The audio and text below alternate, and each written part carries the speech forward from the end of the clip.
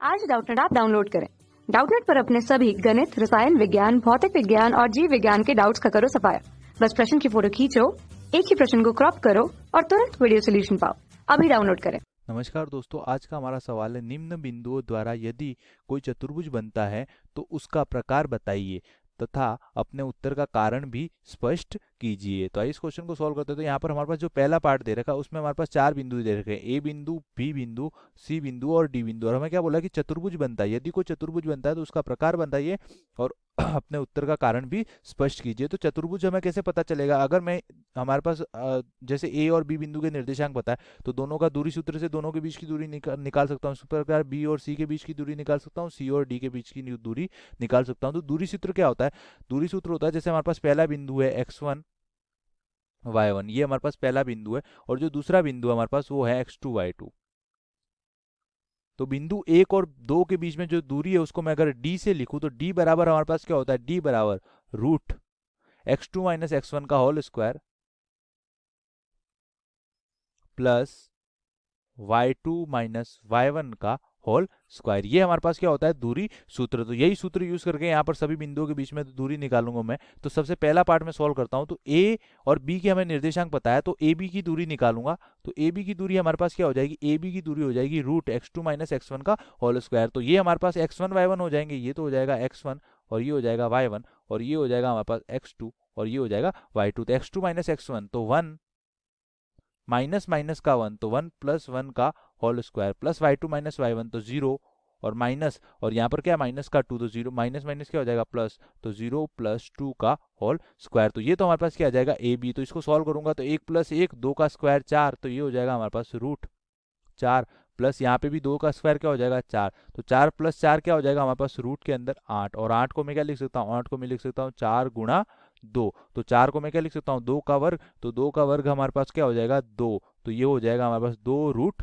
2। इसी प्रकार मैं बी और सी बिंदु के बीच में दूरी निकालूंगा। तो बी और सी के बीच में दूरी क्या हो जाएगी? तो यहाँ पर हमारे पास x1 y1 बी के निर्देशांक हो जाएंगे और x2 y2 सी के निर्देशांक हो जाएंगे। तो यहाँ पर आ जाएगा हमारे पास x2 माइनस x1 मतलब minus one x2 minus one का whole square plus y2 minus y1 तो 2 और माइनस का 0 का होल स्क्वायर। तो यहाँ पर हमारे पास क्या आ जाएगा? यहाँ पर हमारे पास आ जाएगा माइनस 1 और माइनस 1, ये हमारे पास कितना हो जाएगा? माइनस 2 का माइनस 2 और माइनस 2 का स्क्वायर हमारे पास क्या हो जाएगा? माइनस का स्क्वायर प्लस और 2 का स्क्वायर हो जाएगा 4, और ये क्या हो जाएगा? 2 माइनस 0 का स्क्वायर, तो 2 का स्क्वायर हमारे पास क्या हो जाएगा? 4। तो ये हमारे पास क्या हो जाएगा? रूट 8, और रूट 8 को मैं क्या लिख सकता हूँ? रूट 8 को मैं लिख सकता हूँ 2 रूट 2। इसी प्रकार अब मैं बी सी के बीच में दूरी आ गई। अब हम किसके बीच में दूरी निकालेंगे? सी डी के बीच में। तो सी डी के बीच में दूरी निकालूंगा तो ये हो जाएगा हमारे पास फिर से x2 माइनस x1 का होल स्क्वायर, तो माइनस 3 और माइनस माइनस 1 का होल स्क्वायर, तो ये हो जाएगा माइनस 3 प्लस 1 का होल स्क्वायर, और y2 माइनस y1 तो ये हो जाएगा 0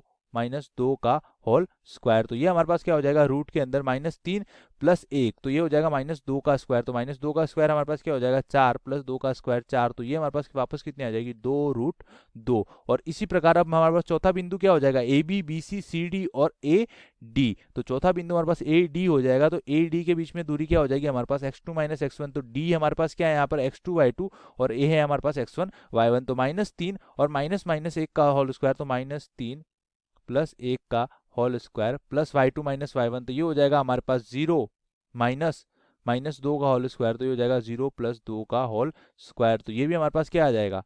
रूट 4 प्लस 4।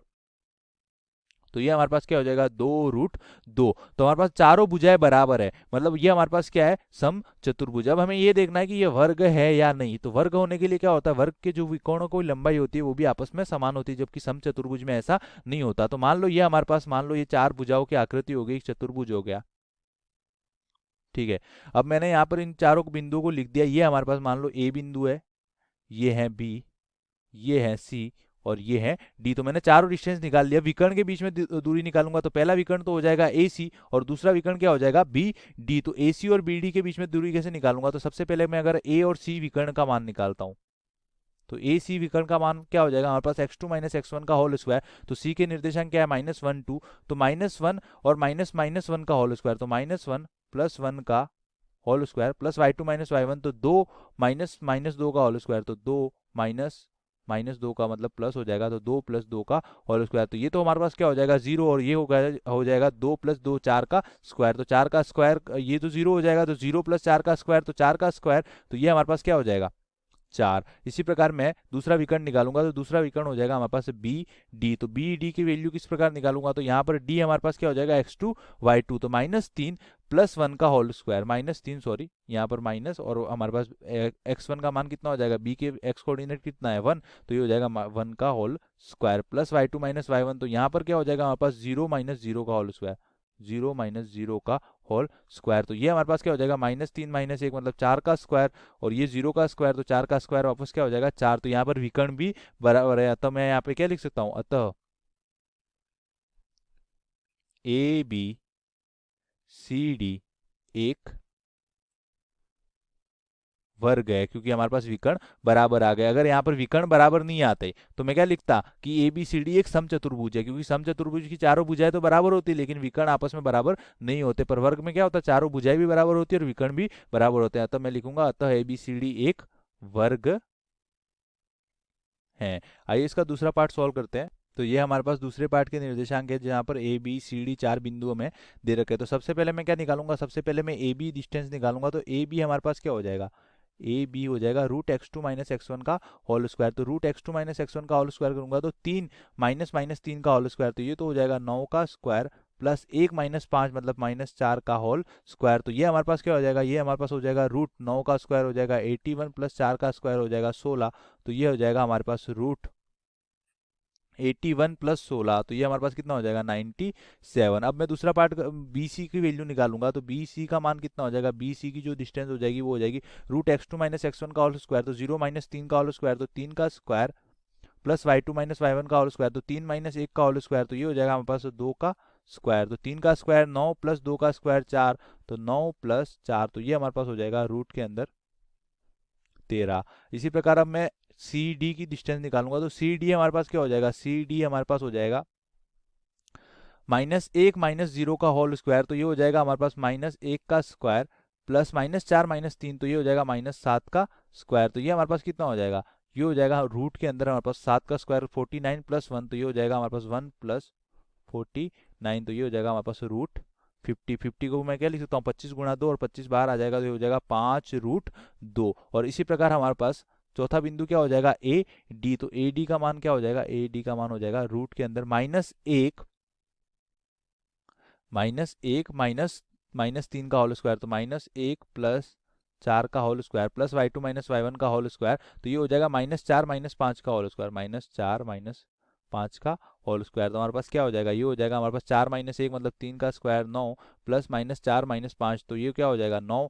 9 का स्क्वायर हमारे पास क्या हो जाएगा 81, तो 81 + 9 ये हमारे पास क्या हो जाएगा 90। 90 को मैं क्या लिख सकता हूँ 10 × 9, और तो ये हो जाएगा हमारे पास 3√10। तो यहाँ पर हमारे पास चारों भुजाएं बराबर नहीं है, तो हम क्या बोलेंगे कि ए बी सी डी एक चतुर्भुज है। अब कौन सा चतुर्भुज है वो तो हम बता नहीं सकते, क्योंकि अगर वर्ग होता तो चारों भुजाएं बराबर होती, विकर्ण भी आपस में बराबर होते, आयत होते तो आमने सामने की भुजाएं बराबर होती, समचतुर्भुज होता तो हमारे पास चारों भुजाएं बराबर होती। पर यहाँ पर कोई भी भुजा बराबर नहीं है, तो मैं क्या लिखूंगा, तो ए बी सी डी एक चतुर्भुज है।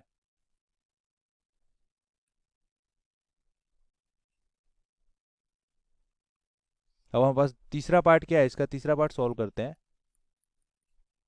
तो ये हमारे पास तीसरा पार्ट है। सबसे पहले मैं क्या करूंगा, ए बी डिस्टेंस निकालूंगा। तो ए बी डिस्टेंस हमारे पास क्या हो जाएगी √x2 - x1 का होल स्क्वायर, तो 7 - 4 का होल स्क्वायर मतलब 3 का whole square plus y2 - y1, तो 6 - 5 का होल स्क्वायर, तो ये हो जाएगा 1 का स्क्वायर। तो 3 का स्क्वायर 9 + 1, तो ये हमारे पास क्या हो जाएगा रूट के अंदर 10। अब मैं निकालूंगा बी सी डिस्टेंस। तो बी सी डिस्टेंस भी इसी प्रकार निकालूंगा, x2 - x1 का होल स्क्वायर, तो 4 - 7 तो -3 का स्क्वायर प्लस 3 - 6, तो ये हमारे पास क्या हो जाएगा 3 - 6 भी हो जाएगा -3 का होल स्क्वायर। तो ये हो जाएगा 9 + 9, तो ये हो जाएगा रूट के अंदर हमारे पास 9 + 9, तो ये हो जाएगा √18।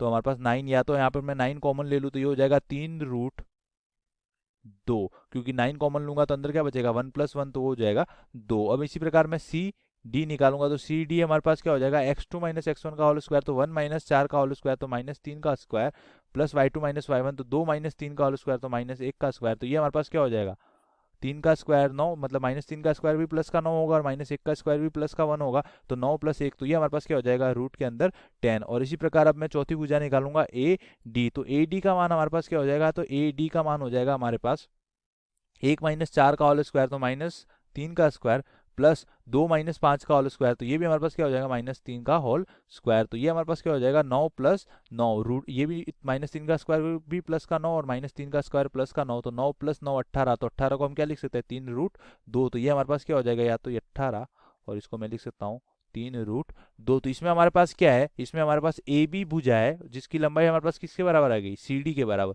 और बी सी भुजा है उसकी लंबाई हमारे पास किसके बराबर आ गई, ए डी के बराबर। अतः मैं क्या बोल सकता हूँ, अतः ए बी सी डी एक क्या है हमारे पास, आयत है। अतः ए बी सी डी एक आयत है। धन्यवाद। कक्षा 6वीं से 12वीं से लेकर नीट, IIT, JEE वो एडवांस के लेवल तक 1 करोड़ से ज्यादा छात्रों का भरोसा। आज ही डाउनलोड करें डाउटनेट ऐप या व्हाट्सएप करें अपने सारे डाउट्स 8400 400 400 पर।